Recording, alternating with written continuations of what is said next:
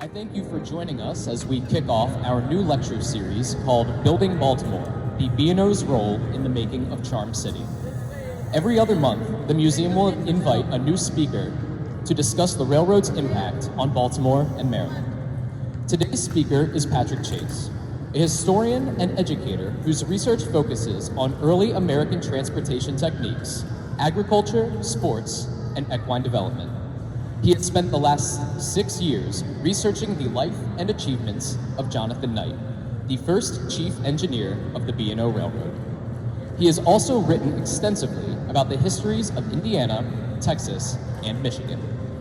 His newest publication, Jonathan Knight, Pathfinder of American Railroads, is now available in stores, including the B&O Museum gift shop. This book tells the story of Jonathan Knight, the brilliant mathematician and surveyor whose extraordinary endeavors led to the expansion of the National Road and the B&O Railroad. So, without further ado, I introduce Mr. Patrick Chase. All right, thank you, Alex. I appreciate you being here. I'm glad that I can come to the B&O Railroad Museum and be the inaugural speaker in the series. So this is fun for me. And this is Jonathan Knight. This is a picture of the front cover of the book. Here's the book right here. And I'll just tell you a little bit about Jonathan Knight. I grew up in Knightstown, Indiana, on the National Road. And it is halfway between Indianapolis and Richmond, Indiana. And my town was named for Jonathan Knight. And I'm involved in the Historical Association there in Knightstown. And about 6 years ago, I said, who the heck is Jonathan Knight? All we knew was that he surveyed the National Road. So I began my research. This is the building that my partner and I own, and the HKI, Historic Knightstown Inc., is located in there right on the National Road. Here's kind of let you know where Knightstown is. This is the state of Ohio. Of course, this is Indiana. Here's Indianapolis. The National Road comes from Cumberland, Maryland, through Ohio, through Indianapolis, through Terre Haute, on to Illinois. So I gave this talk a couple days ago in Pennsylvania, and the guy said, I didn't know Knightstown's where the movie Hoosiers was filmed. So that's why we're most famous. The movie Hoosiers was filmed there. I've scored a lot of points there myself. So Jonathan Knight, who the heck was Jonathan Knight? He has the distinction of having been born and died on November 22nd. He lived to be 71 years old. Let me read you just a little excerpt out of my book that says a little bit, gives you a little summation of Jonathan Knight. This was written by Mr. Charles B. Stewart in 1871. He said that the leading characteristic of Mr. Knight as a professional man were strongly marked and entitled him to the high rank in the role of American civil engineers. His natural aptitude for the acquisition of knowledge in the exact sciences, and especially those which depend upon the skillful use of algebraic analysis, was unsurpassed. The habit of close subject, of which he led by the natural tendencies of his mathematical investigation, made him to reason rigidly. So he was a well self-taught, educated person, and he was a Quaker. And probably the first chapter in the book said about his Quaker life, because that is what formed his character and the way he went about life. His ancestors came over in 1682 with William Penn as part of the Quaker movement coming from England to here. His parents, his father Abel was a weaver, a teacher, and a surveyor, and would have had a big influence on his life with his mathematical aptitude and ability to survey. He was a lifelong Pennsylvanian. He lived all his life in Washington County, Pennsylvania. He was born in Bucks County, outside of Philadelphia, and then in 1799 they moved to Washington County, and they were members of the Westland Monthly Meeting, the Quaker Church. He married in '09, and then he, as I said earlier, he died at the age of 71 and 22. This is Washington County, Pennsylvania, where Knight lived all his life. Of course, over here is Bucks County, Philadelphia, right there. So his career, his professional career, he was a mathematician, he was a surveyor, he was a cartographer, a civil engineer, a railroad executive, and National Road Commissioner. So politically, he was a county commissioner in Washington County, Pennsylvania, then elected to the state senate, and he in 1822, and then the U.S. House of Representatives. He was elected to Congress in 1854. He was a lifetime farmer. So he had all his career, but he maintained a farm there in Washington County. This is a statement by his oldest son, William, and I'll read there in the yellow highlights. He was widely known, esteemed. He was the most famous surveyor in this section of the country and became one of the most eminent civil engineers of his day in the United States. He was a brilliant, self-taught mathematician. He had very little formal education, but he naturally understood mathematics. As I said earlier, his father was a teacher and surveyor, and he would have had access. He did have access. I've got documentation that he used Dilworth's arithmetic, and Abe Lincoln and Webster also are quoted to have been educated with the Dilworth's arithmetic. And then later on, he obtained a copy of Bonnie Castle's algebra, so he would solve these mathematical problems on his own, and having had this great mathematical mind. So here's a copy of the Dilworth's arithmetic. It started in 1773 in England and was published multiple times in the United States, as was Bonnie Castle's algebra book. So this is the early mathematician. There were no engineering schools in the early 1800s in the United States except for West Point. So if you had engineering inclinations, it was the only place you could get a formal education was at the Army at West Point. So in my research, as I said, I started out, who the heck was Jonathan Knight? Nobody in my hometown of Knightstown, Indiana, knew anything other than a surveyor. But I made two great discoveries. One in the basement of the Washington and Jefferson College in Washington, Pennsylvania. A great-granddaughter had donated some items. And one of them was a 500-page mathematical dissertation that Knight wrote. And he wrote it kind of when he was in semi-retirement. And so he is proving Diophanes analysis. And it's all number theory. If any of you are mathematicians, it's all number theory. This is Diophanes, pardon my Greek, and so he's the father of algebra, and so Knight's pontificating on this.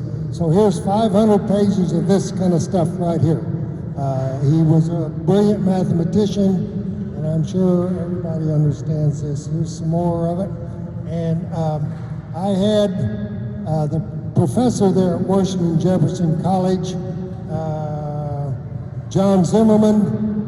I asked him to give me a brief discussion of what Knight said, and so he wrote about 1,000-page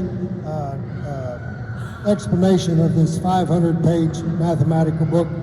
And Dr. Zimmerman said, in the case of Jonathan Knight, his Washington Jefferson College manuscript provides a rare glimpse into the window of 19th century recreational mathematics.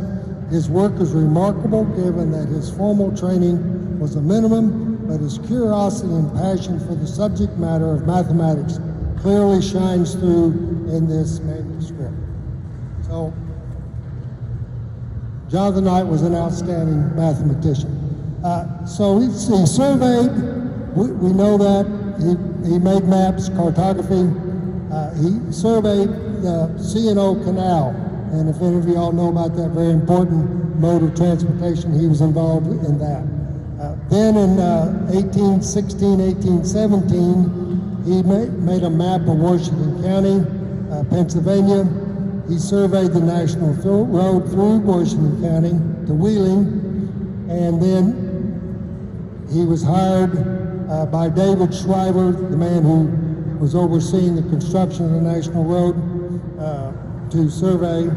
He was commissioner of the national road through Ohio, Indiana, and Illinois in 1825.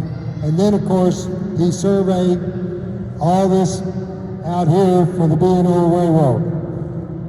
And this is where we're heading, is his surveying career and his engineering career here. This is a map of Pennsylvania. This was produced by Mellish. Mellish was the first cartographer to make a map that showed both the Atlantic and the Pacific Ocean on either side of North America.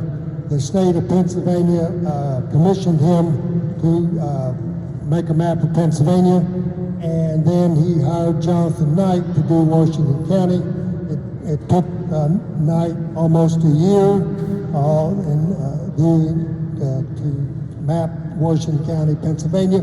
Here's the national road coming here. Here's the town of Washington, where Washington Jefferson is. Here is Jonathan Knight's signature on this map in 1817.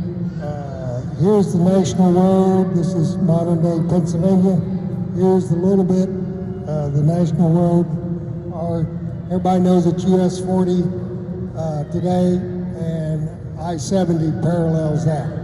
So basically, it was the major east-west highway going out of Baltimore, heading west. So here's Baltimore.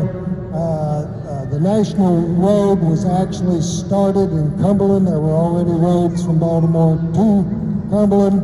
And so in 1806, Thomas Jefferson said we need a national road because we need to get the freight on the Ohio River. All the boats are carrying corn and hogs and freight up and down the neck.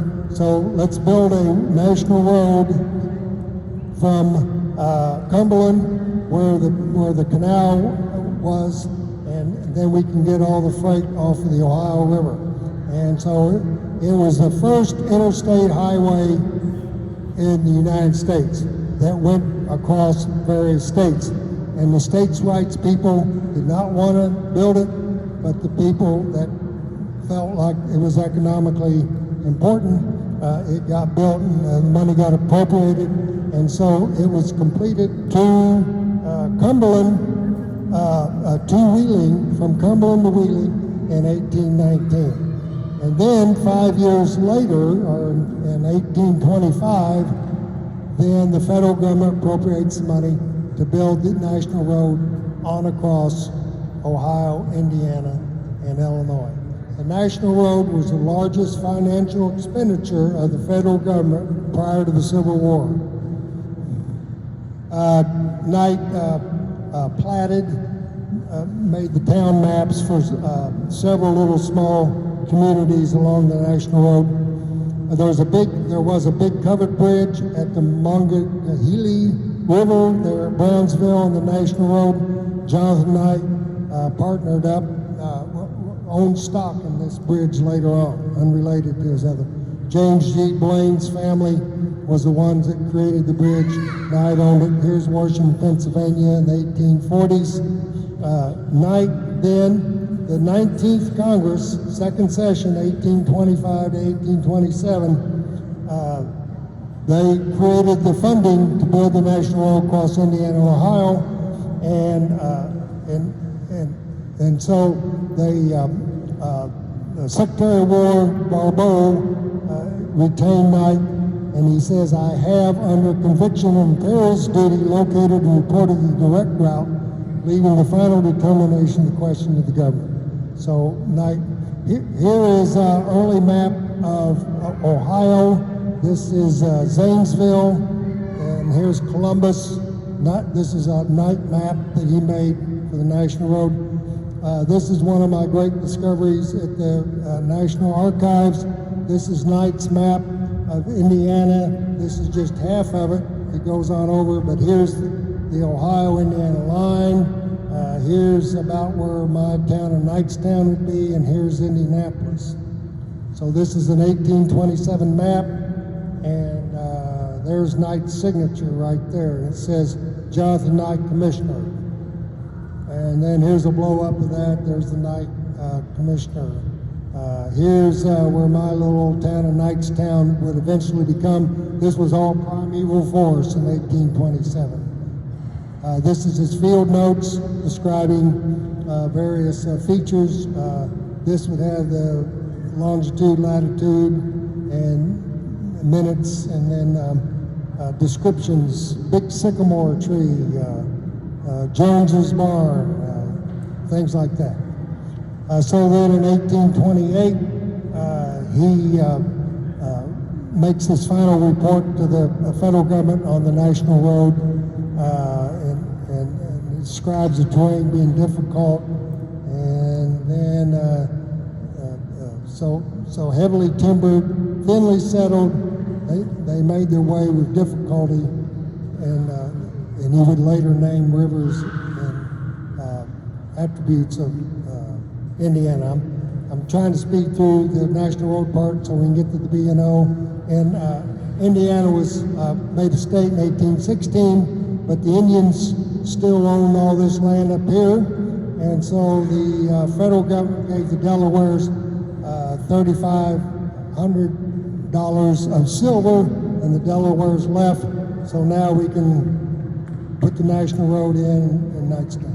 Here's Knight's 1827 plat map of Knightstown, Indiana, and it's got two names, Knightstown instead of all one, which it is today.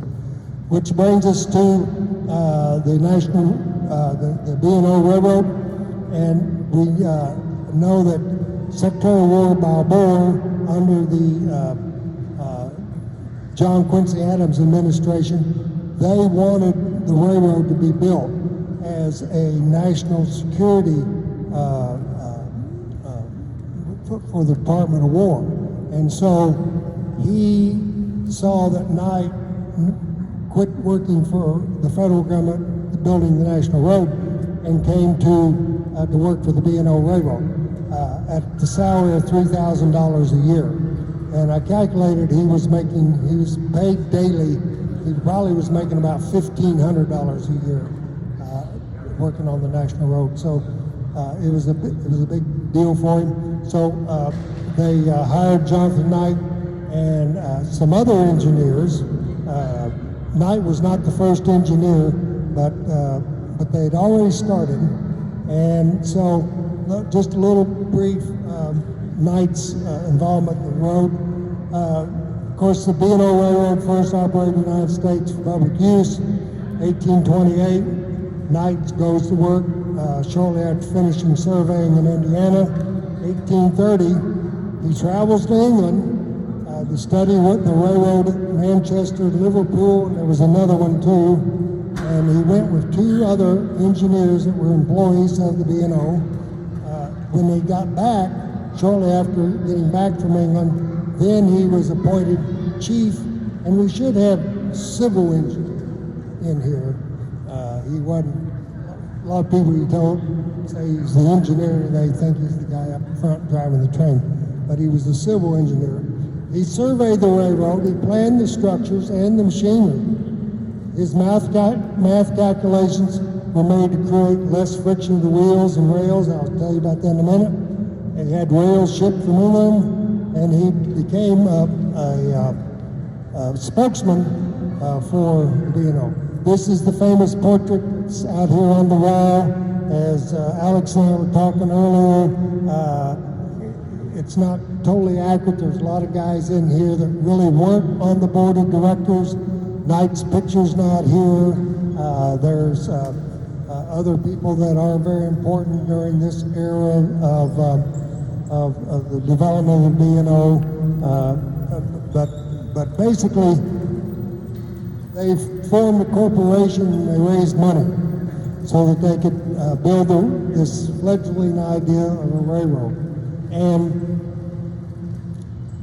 I guess we need to tell everybody the B&O is, they wanted, same thing as the National Road, they want to get the freight from the Ohio River. They want to haul all the freight and goods and passengers from the Port of Baltimore to the Ohio River. The Erie Canal had just been completed. The harbor of New York was now getting all these goods coming out of the Midwest through the Great Lakes to the Erie Canal. And so if the businessmen of Baltimore and bankers and realized that they needed to create a route that would bring all that freight here to Baltimore. So here's this famous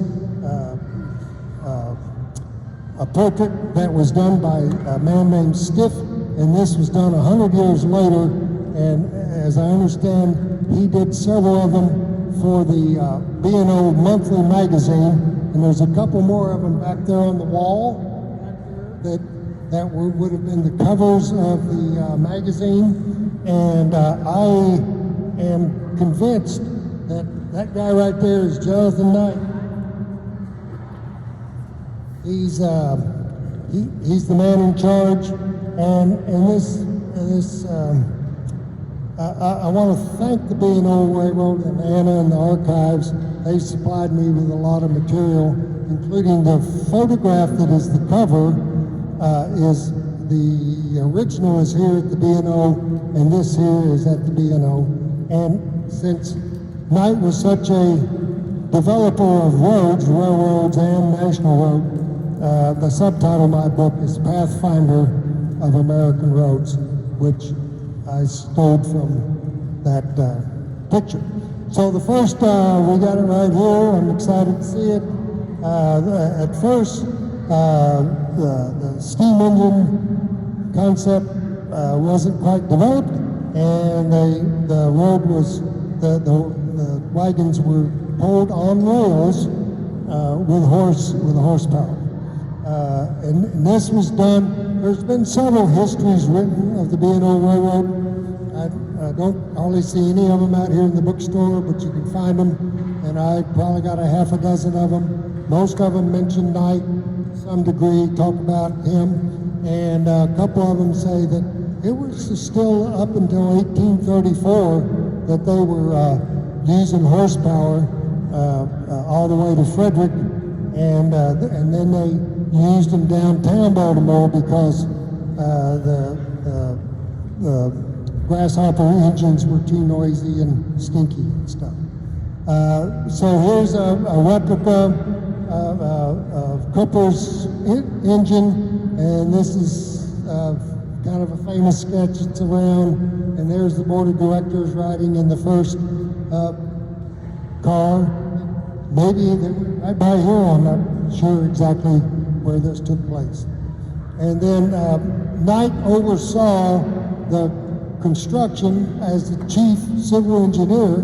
He was responsible for all engineering that took place, and he would have been involved in the development of the grasshopper. There was a kind of a contest, and this Phineas Davis came up with this invention, and so then they were manufactured, and Alex and I were talking today whether that facility was right here or exactly where it was, but the B&O did have their own yard where they manufactured these. This is crazy. The original rails were flat rails. Of course, here's the cross ties, but then here's a wooden beam, and then here's a flat rail right here.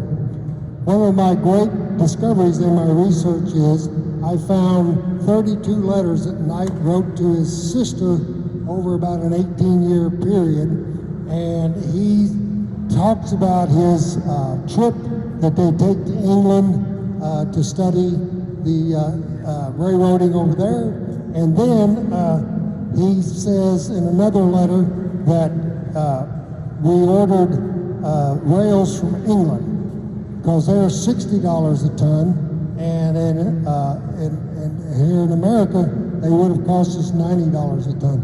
So isn't that crazy? This is before steamships. So on clipper ships they would have loaded rails in England and shipped them over here to the United States, and then tacked them on there and hoped the train didn't fall off. Knight was involved in lots of inventions and developments.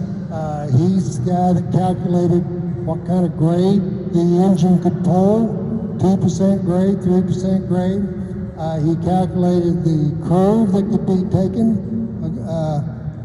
This is flat here. The great engineering feat was going through the Appalachian and Allegheny Mountains and going up over all those grades and all that work that was done by a lot of Irish immigrants. But it was Knight that would have made those calculations and been responsible for those calculations. So this is the invention that he should have patented. The granddaughter, great-granddaughter, I made a statement saying that he felt that it wasn't his, he shouldn't have taken out patents because he was working for the B&O Railroad. But if he had taken out a patent, so this is the conical wheel. So if you have just a regular wheel going straight and trying to turn on a turn and it fall off the track, the axle of course would be rigid and the wheels would fall off the track. So he came up with the idea with the beveled angled wheel. So as the train's turning this way, this is scooting out here, and it's able to scoot because of the angle, and then it's able to scoot off here. Of course, it doesn't come all the way off, but the flange keeps it on here. And so he developed, and if you look at all these wheels, they all have a slight bevel.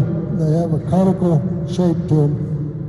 So that's one of the great initial early developments that he created.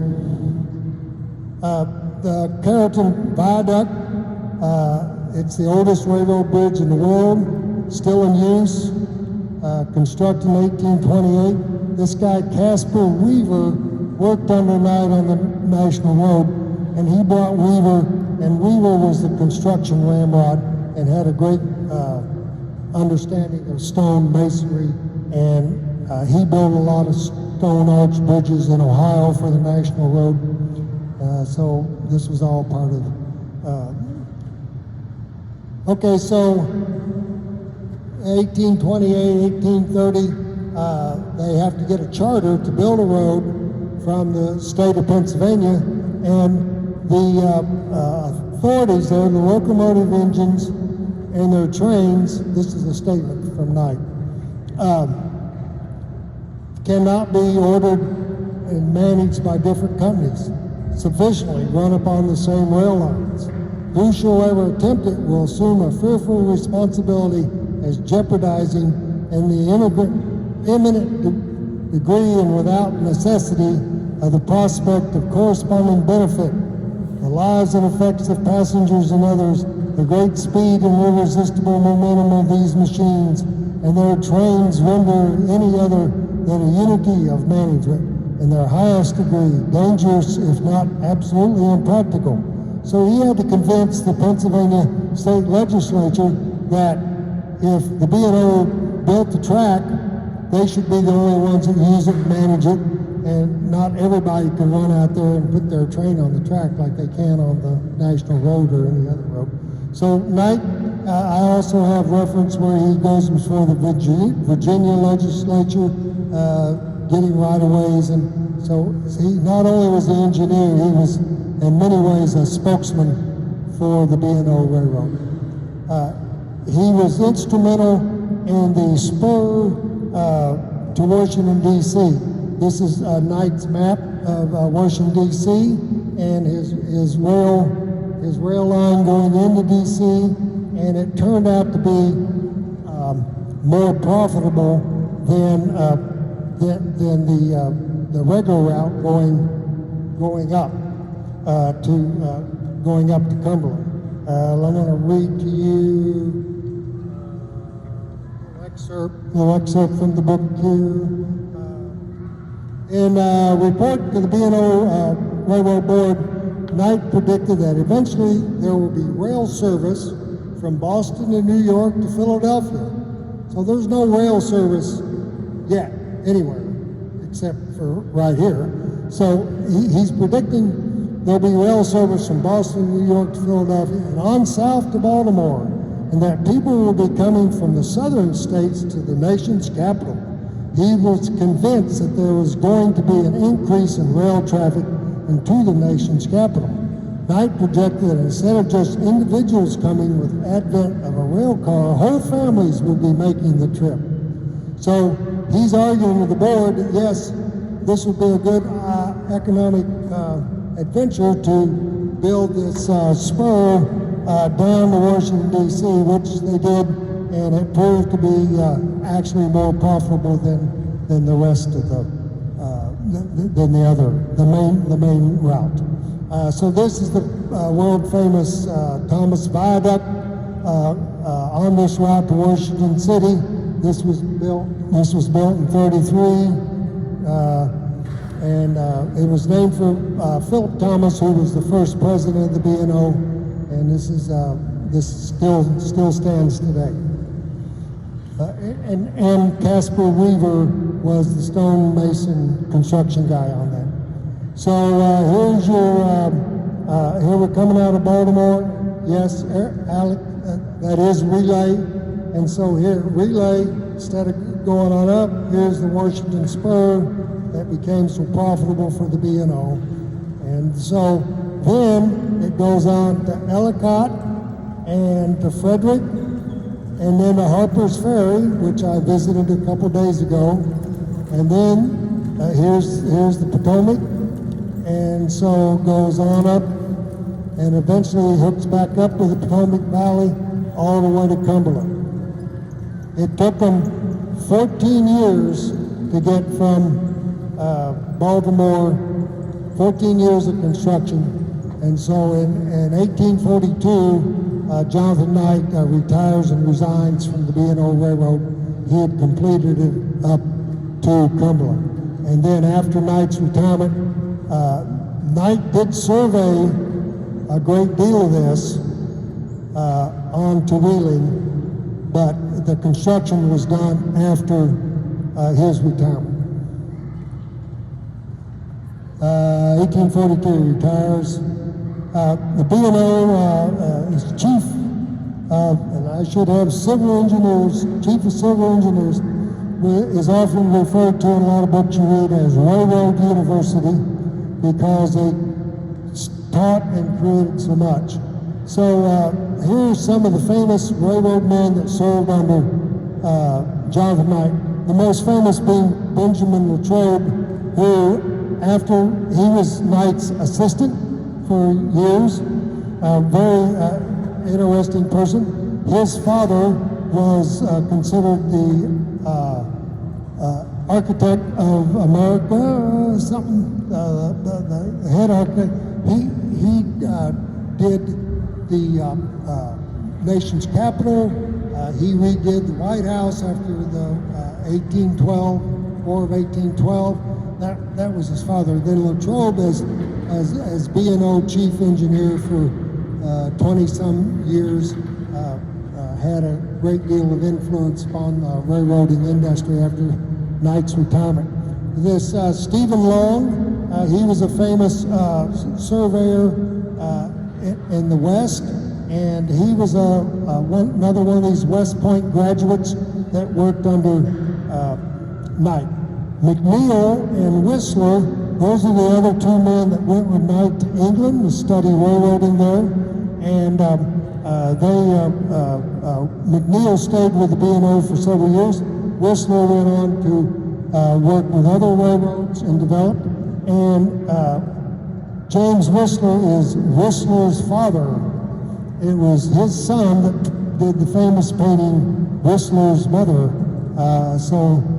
Anne Whistler married McNeil's sister. So anyway, Isaac Trimble was a famous railroad executive. He was also a general in the Civil War. He worked under Knight, and of course we've already mentioned Weaver and Davis as being employed under Knight here at the B&O Railroad. So, any questions about Knight and the B&O Railroad at this point? Any questions? Rops, yes sir. Volunteered to leave in 42, right? Was he fired or replaced? No, he retired. So these letters that he's written to his sister, most of them are crop reports. He's talking about his farm and how much corn they made and everything. But he says a couple times in there, I'm exhausted. So he was gone 7 months on the trip to England way back in 1830. And then another period of time, he was up in the mountains surveying in the winter because they had to have this surveying report. So I think he was physically exhausted. He probably made enough money at that point, and so he stepped down and resigned.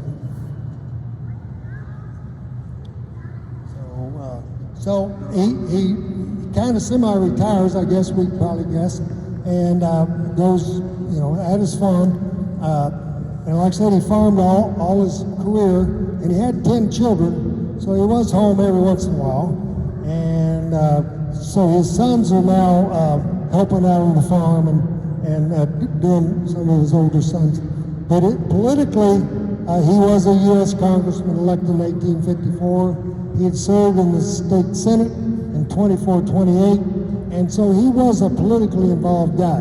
When he was surveying the National Road, he was a Pennsylvania state senator. So he was an employee of the Department of War of the federal government, and he was a state senator.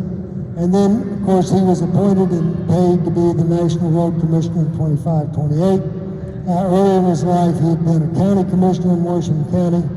And then he became, it's my term, lobbyist for the B&O Railroad after he retired in 42, which kind of answers a little bit of your question. He did go before the Virginia, that little panhandle of West Virginia, there was big controversy about whether the railroad was going to come out at Wheeling, or there was some people that wanted to stay in the state of Virginia wanted to come out somewhere else. And so he actually at one point was a consultant lobbyist influencer for the town of Wheeling. Election of 1848, he was endorsed by the local paper. Jonathan Knight was a lifelong Whig, and everybody knows all about the Whig Party. The Whig Party was opposed to Andrew Jackson. The Whig Party was in favor of internal improvements. They wanted to improve the ports and the rivers. They wanted to, Knight voted to dredge rivers, and they were also, the Whig Party was for high tariffs, and so he was a lifelong Whig, and Knight opposed the expansion of slavery. And let me read you a little, and keep in mind he's a Quaker. He was raised a Quaker who, of course, as a unit, they were opposed to slavery. This was a quote from the local Washington paper there, endorsing him. Oh, and by the way, this Washington Observer paper was a Whig paper. It was all in favor of the Whigs. It was against the Democrats. It was like the NBC or the Fox today. It was partisan politics. Here's a quote from the editor about Knight. Being a friend, it is needless to say that he is not only uncompromisingly antagonistic to slavery as it exists, but irreconcilably opposed to its further extension upon this continent in any form or under any conceivable pretext whatsoever. The wealth of the nation could not purchase Jonathan Knight's acquiescence in the doctrines and policy of slavery propagandists of this day. So, Knight was opposed to the expansion of slavery. In 1854, the big issue was Kansas Bleeding Kansas. They had allowed the new states to vote whether they want to be slave or free. Knight was opposed to those states having the right to vote for slavery. He was opposed to the expansion of slavery. And so that was a big issue in 1854, and this 34th Congress of the United States. A little history here. Henry Clay was Mr. Whig. They supported internal improvements, protective tariffs. They were for a national bank. Andrew Jackson was against the national bank. Knight thought so much of Henry Clay that he named one of his sons Henry Clay. The main street, Knightstown, Indiana, was my hometown, was originally named Clay Street.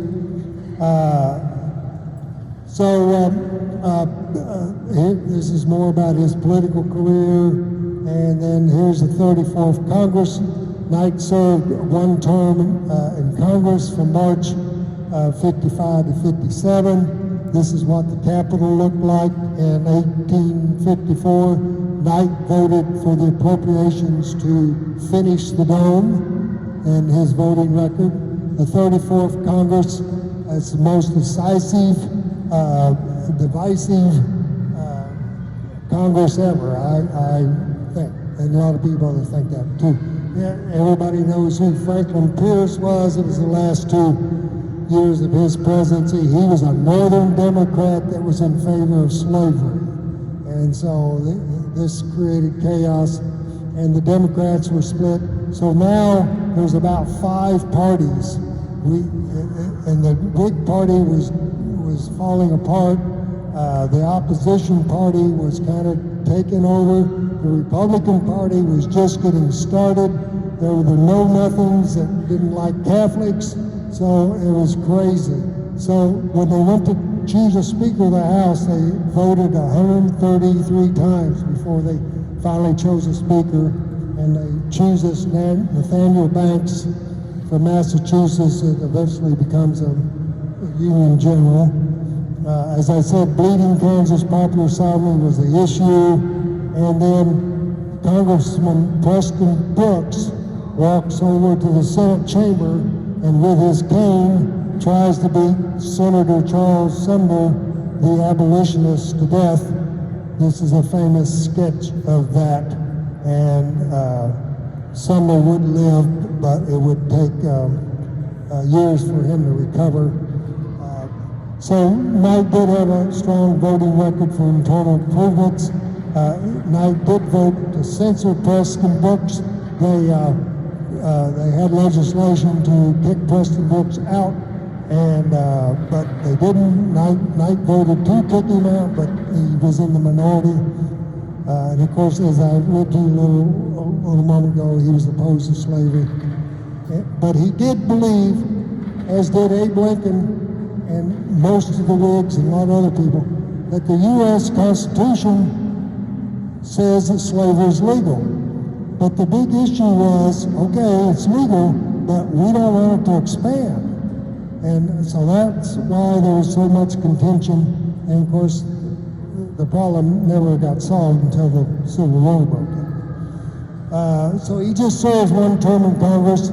He loses the bid for re-election, and for a couple, 3 reasons. One, James Buchanan, who ended up winning the election, he was from Pennsylvania. He was a Democrat. And then the Whig Party had basically dissolved, so he didn't have much support, so the Whig Party collapsed. And then there would have been, let's throw the bums out, because this was the most dysfunctional Congress we've ever had. So Knight did not get reelected, and so he retired again. And just real briefly, I'm going to talk about his agriculture. He spent his whole life being a farmer. He was a progressive farmer. In 1845, the McCormick Reaper, one of the most revolutionary mechanisms in the world. This is the cutter bar that cuts with 2 horses are pulling it. They probably bought the 50th or 60th one of these that was made, and then of course there'd be millions made and became the International Harvester Company.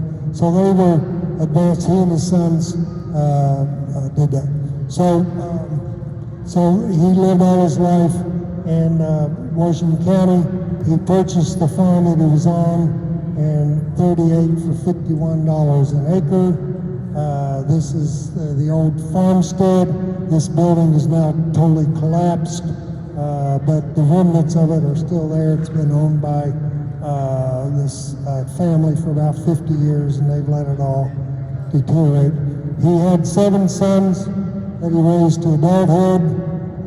One of them was at the newly formed Republican Party in Jackson, Mississippi, and Jackson, Michigan, and he's the one that claimed to name the Republican Party the Republican Party. One of his sons was named after Henry Clay. One of them was named after David Shriver, who was the administrator of the National Road. There's all his family. He passed away in 1858 and is buried in Westland Meeting House Cemetery in Washington, Pennsylvania. So Jonathan Knight was very important for the B&O Railroad. He was the first chief civil engineer. He was responsible for determining the route that it took from here all the way to Wheeling. He oversaw many developments that were new and unique in the world of engineering, and especially railroad engineering.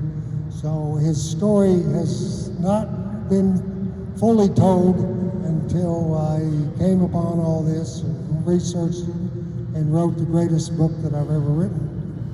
So, well, thank you very much. We can all come on. Are there any additional inputs, questions? Yes, sir. Back a few slides to the farmhouse picture. Yes, sir. And that dated from his time? No, I didn't go into this detail. I had this slide. I gave this talk in Washington County, Pennsylvania. A lot of people have been upset about this for decades. The farmhouse that he had was this area back here. See that there? That's where Knight lived, and he bought it from a guy who, anyway, he bought it from a guy, and in a couple of letters to his sister, he goes into all this detail about how they're redoing this, okay? How they're redoing this, and then they finally put a well in, and so it probably was a show place in 1838. But then when he died, his youngest son, who was farming, he got the house and the responsibility of taking care of Mama. Mama got the 10 acres to the Monongahela covered bridge stock, and so the guy that bought it, that may have been a relative, built this. And I don't know if it's Second Empire, what design it would be, but the rubble is there, and so that, and this was a stone house.